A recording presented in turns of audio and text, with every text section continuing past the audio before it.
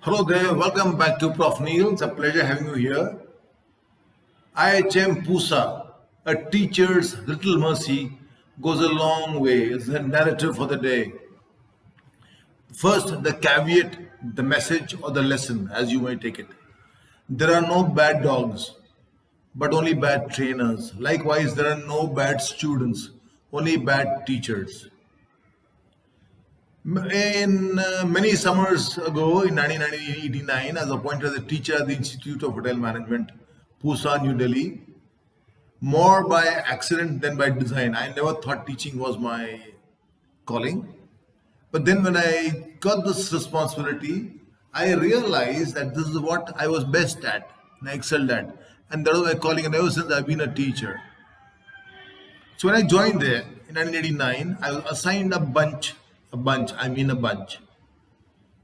were a bunch, racket bunch who just come from school, 12th standard, wet behind their years, green behind their years, absolutely rookies. And they had joined in 1989 to pass out or graduate in 1992. So to be referred as my class of 92. Now among them was, I noticed a very tall, quiet lad, a boy, his eyes piercing like Amitabh Bachchan in the film Zanjeer, the angry young man of the 70s. It didn't take me very long to realize that this young man, his role model was the angry young man. His tone was very soft, with a quiet menace in it. There was Mr. Singh. I don't want to reveal his actual name because he's not doing very well in life and he's there on Facebook. But we all know whom he is. That's it. It's more than enough. But the message is more important. He's very active on social media too. Now, I would like to share his name, as I said, but I'd like to share his moniker on the campus, or his Lamba, the tall guy. I was 6 feet and I thought I was tall. And I could tower over everybody else, but he was 6 feet too. And I had to look up to him, and that was very disconcerting for me. And he actually had that anti-establishment anger, wrath in him, exactly like Amitabh Bachchan and Zanjeer. He had that in Diwar, that more than Zanjeer, Diwar, that anti-establishment. He didn't like rules, or laws. Now, the fact that he had to repeat his first year again, while his course mates and his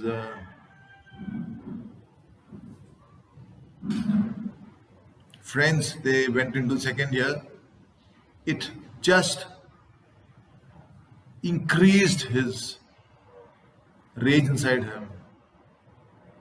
He cared two hoots about my rules then for punctuality, discipline, grooming, attire, etc., journal submission.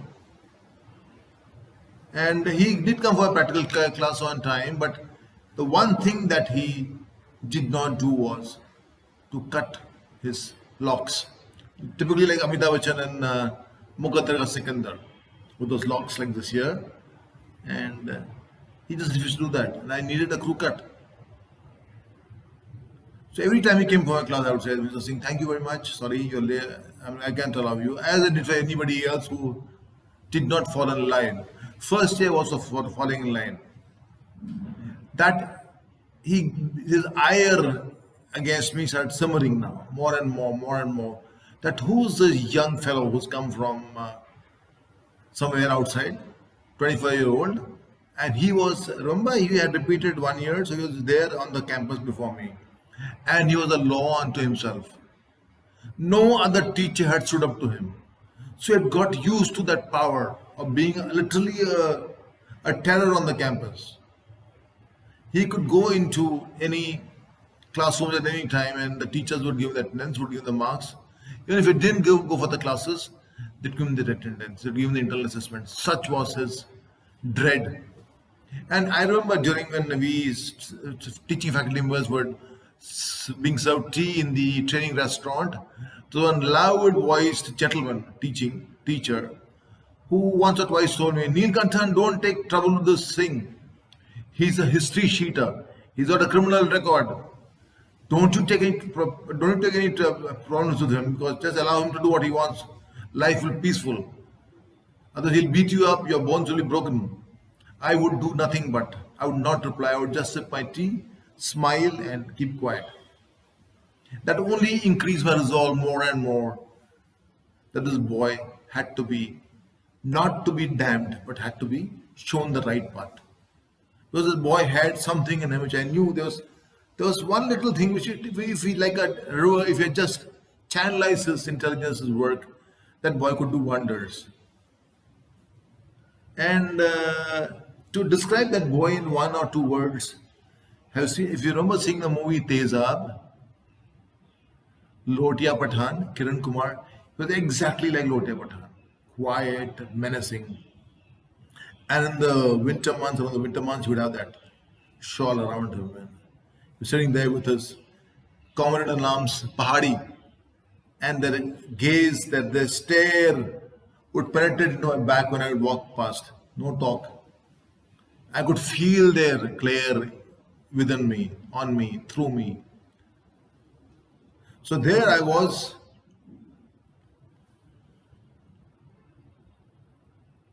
standing up to this man, the only teacher on campus who could stand up to him. I knew that I could get beaten, but then I had to take that chance.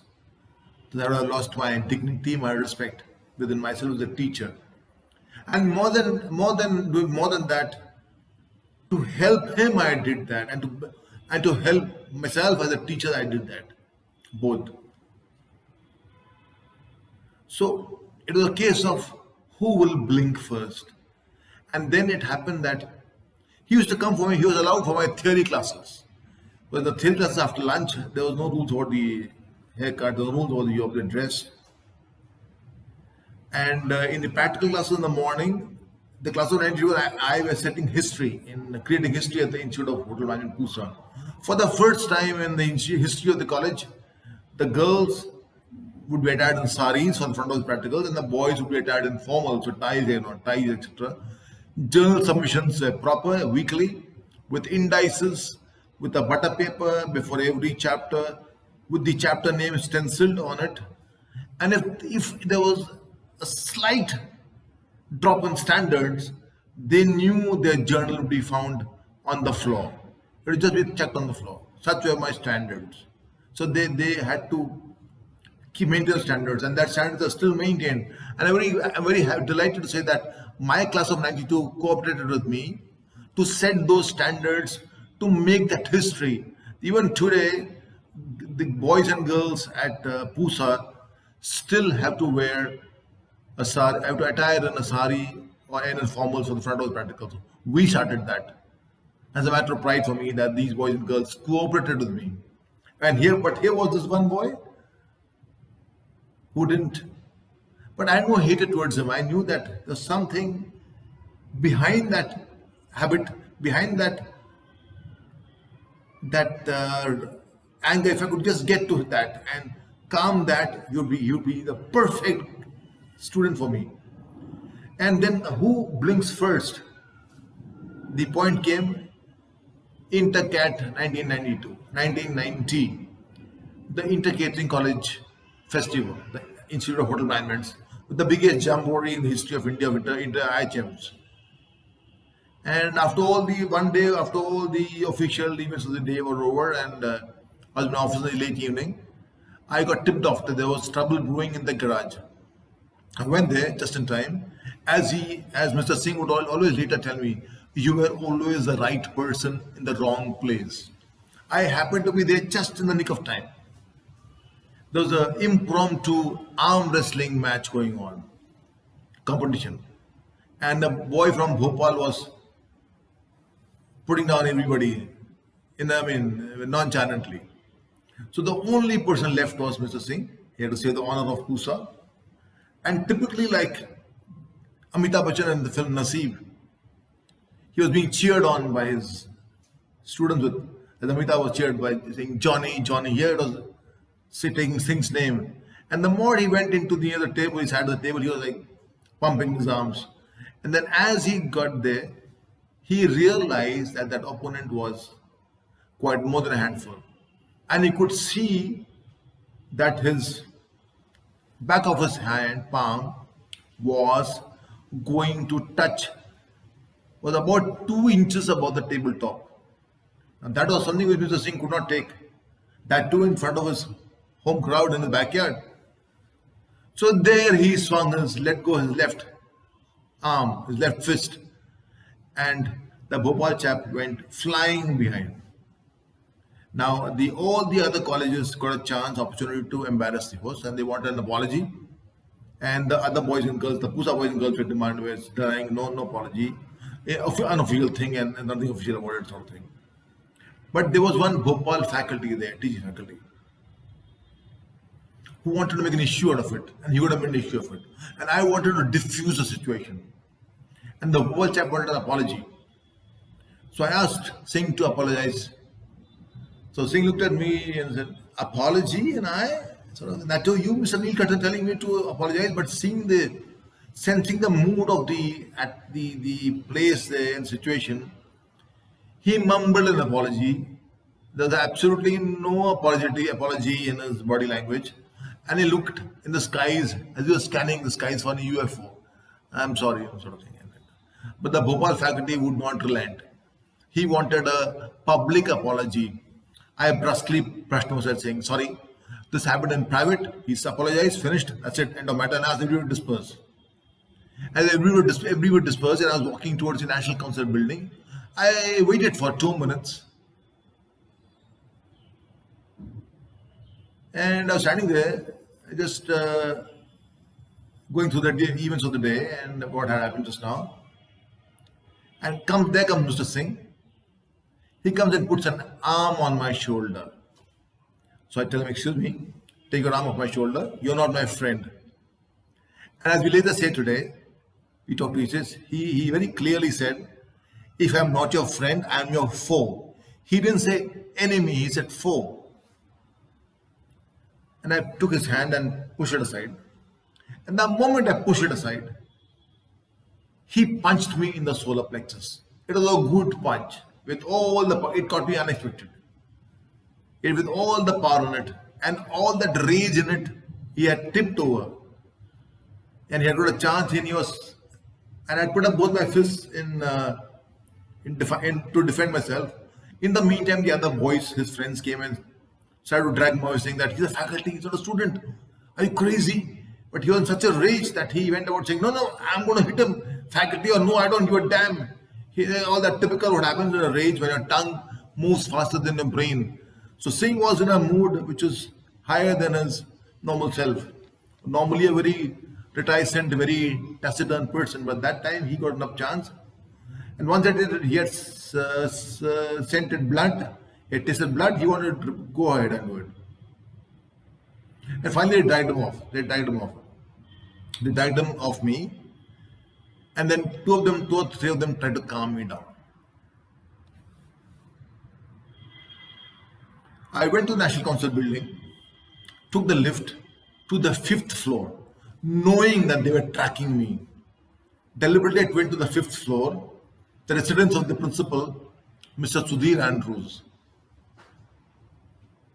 I walked down 3 floors to the dining hall, the humongous dining hall, which was lit at that time of night because of the intercat. I sat there deliberating what should I do next. 24-year-old, I was also hot-headed. And then I had about 2-3 glasses of water, smoked about 2-3 glasses of cigarettes, and then I walked up again to the 5th floor to take the lift. Now, as soon as I came down, I knew they were tracking me. Because the moment I opened, the lift doors opened, there was Manish, there was Shatrughan, there was Sanjay, all waiting for me. Sanjay Singh and the Sanjay Sharma also. So they're waiting for me, and so-and-so faculty wants to mediate and broker peace. He's called you. I said, okay, welcome. Now, in this heat and in this commotion, the boys had forgotten that Mr. Andrews was not there. He had left the second day after the opening ceremony to Ireland for a UNDP ILO scholarship. I knew that. I just want to put a scare in them. Because Mr. Andrews was waiting for a chance for anybody to report about Mr. Singh, and he would have just rusticated him. So much so, in 2014, that's so many decades later, when I met Mr. Andrews in Gurgaon to hand him a copy of my memoirs, in which this is detailed in much detail, he thought, hey, yeah, Neil should have reported this to me then. I was waiting for a chance to rusticate this man. I said, no, how can I give you the chance? I said, he's my student. If I can't change him, then I am a bad teacher, because there are no bad students, only bad teachers. And then I don't want a United Nations in my classroom. I want this to be directly dealt with me and my student. That's the relationship that I have with them. I don't want to go poking your nose into my affairs. Do I poke my nose into your affairs? No. So the mediation took place, and I went to that teacher's cabin. All these boys were there, so was Mr. Singh. And there the faculty asked me to, forgive him. I said, yeah, sure. So this time Mr. Singh was apology personified. He knew what he had done. Now he realized the damage that could have happened. Anyway, he put his hand out, and I took his hand, and with both hands I shook it and said, he said, I'm sorry, sir. He meant that apology. I could make that body language out. His face was serious. He knew what he had done. The gravity of the situation now hit him. And to make it easier, I said, next time, Rohit, you want to do this? You want to hit me? Do this in private, please. I said with a smile, at least, very izzat ki baat hai yaar. I don't want you to see that he punched me here. Next time, please make it in private. Saying that, he smiled, there was a lot of banter, and then that cooled the situation. So in a way, I went home, I went back to my office, I had work to do, and the issue was forgotten, at least for me. But the transformation that happened in that boy was something remarkable. Because one teacher had reposed faith in him. The next time the practical classes, crew cut Mr. Singh walks into my class before 9 o'clock. He was there at 8:30 when I'm there, with his journal completed, with his uniform attire perfect. And because it was early that day, I just decided to latch the door from inside. And I told all those boys and girls, you get lost. And Singh and I sat there and chatted for 2.5 hours like old friends. Believe me, they were something fantastic. And then his parents were giving up hope on him. When his father saw him like this, he used to come home, he used to come to my office every evening. And all three of us would sit and talk till late in the evening, talk, discussing about his future. And that's when I realized that Singh could not get through NDA, and his father was an army man, late Captain Singh. I admire that man. He had so much faith in his son. He knew his son needed one change for him to get the road, to be on the road. And I admire that man for that. He put faith in his son. He didn't give hope on his son. And the love and the respect between the father and son was very beautiful to see. And I remember that also, that once his father scolded him in my presence. I said, excuse me, sir, you will not do that. He is my student. You go home and scold him, but in my presence, you will not tell him anything. That's my right. And that was a sort of relationship that we three enjoyed, and it was good. So in a way, their parents had given Rohit's, Singh's to me, handed over to me. And I didn't have any such problems, but then I realized that this boy was intelligent enough to make his own choices. I just happened to be there to give him a chance. And then came, in the meantime, of course, his sister, Singh's sister, with whom I'm very close, because she's a disability challenger, a much tougher disability challenger. She tells me my name was like a legend, taken like a legend's name to be taken at my place for bringing a change in their son's life, a positive change. Fast forward January 1992, the annual day and farewell for my class of 92. And I was miserable. The skies were gray, it was bitterly cold, and I was feeling the pangs of separation. My first course that I was passing out. I had not got the experience yet to practice detachment and the art of letting go. They were my first course, and I had given myself unto them totally. From morning to night, I was there with them. And what would I do without them the next day? That is what I was thinking. So very in a mood of my own, I rather than instead of walking, I trudged to the garage where that Bhopal incident had happened. And I wanted to be alone with myself, and I wanted to be miserable. I wanted to feel lonely. I wanted to feel sad because from tomorrow, these boys and girls who are mine who would not be there. So as I sat there, I I thought I was alone. So suddenly a voice, a very low-toned voice, "Excuse me, sir, I want to tell you something." And there I realized, oh my, this is going to be a knife or a hammer, or is it going to be fist this time? That nobody in the garage, it's dark, no witnesses. Tomorrow he's out. He can do anything with me. He can beat me up, anything. But I was rather shocked, pleasantly shocked, for Singh to tell me, sir, if you're going to continue here as a teacher, please, please remain the way you are, because you're the only teacher I could not throw off balance. On hearing that from him, my cheeks got wet. I get emotional when I think of that scene. And I embraced him. And we both sat there. We both lit up a cigarette. We both sat there in silence. We didn't talk at all after that.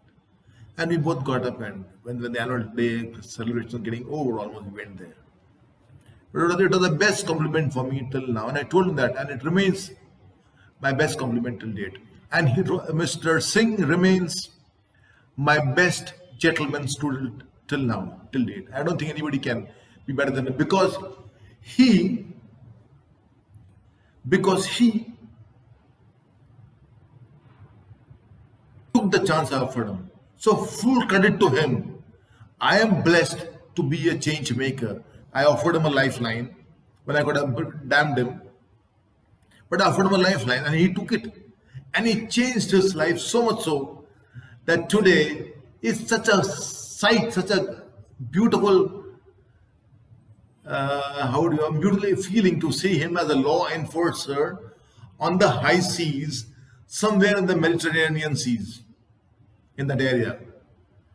The tall boy that he is, the tall man now that he is, the taller his achievements, and nothing gives me more pleasure than seeing him on all the pictures that he keeps sending me and the chats that you have with him. And yes, he in his life, I believe, I am this film Zanjeer again that he quotes. Says, I am the Inspector Vijay, and he is the Sher Khan, with whom we started a fight first, and then we both joined hands together. Yes, and that was the story of the day. We both became so close, and still are so close that I realize now the biggest lesson for me was that you never know when your a lifeline that you give to a branded student can change his or her life for the better. You can be the change maker. So don't damn them. Don't brand them. Give them a chance. And that change could be you. That chance that he or she wanted could be the chance that you give him or her. You never know. But you never give hope.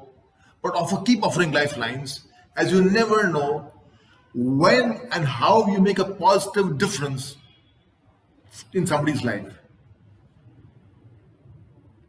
Because you never know that is exactly what that person is looking for. Someone to have faith in him, someone to trust him. That's it. I trusted Singh, and I'm very happy and I'm very blessed that I trusted him, and he changed for the better. And I'm blessed to be instrumental for giving that much needed life. But again, repeat, full credit to him for taking that lifeline, that to change for the better. He, I mean, it's like a half opportunity converted into full and made it into life. Embrace the twist to enjoy the turn as Singh and as I did. Both of us did. Thank you.